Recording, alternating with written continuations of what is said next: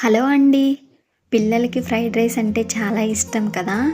అలాంటి ఫ్రైడ్ రైస్ని సింపుల్గా నా స్టైల్లో హెల్దీగా ఎలా చేసుకోవాలో చూపిస్తాను, చూసేయండి.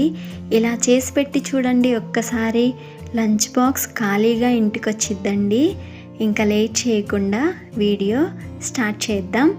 వెల్కమ్ టు మై ఛానల్ అచ్చ తెలుగు పిల్ల.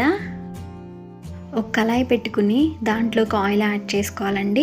ఇప్పుడు దాంట్లో కొన్ని జీడిపప్పులు అనేది యాడ్ చేసుకోవాలి. ఇప్పుడు దాంట్లోనే కొన్ని క్యారెట్ ముక్కలు, కొన్ని సన్నగా తరుక్కున్న బీన్స్, సన్నగా తరుక్కున్న వెల్లుల్లి అనేది యాడ్ చేసుకోవాలండి.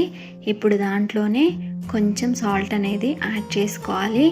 ఇప్పుడు ఒకసారి కలుపుకున్నాక దాంట్లో కొంచెం ధనియాల పౌడర్, కొంచెం జీలకర్ర పౌడర్ అనేది యాడ్ చేసుకోవాలండి.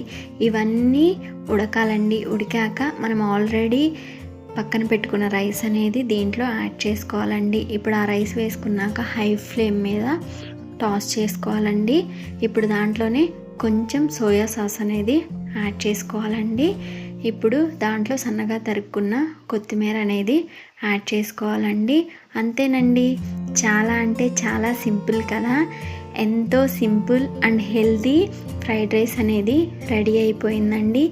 మీరు కూడా ఒకసారి ఇలా ట్రై చేసి చూడండి. టేస్ట్ చాలా అంటే చాలా బాగుండిద్దండి.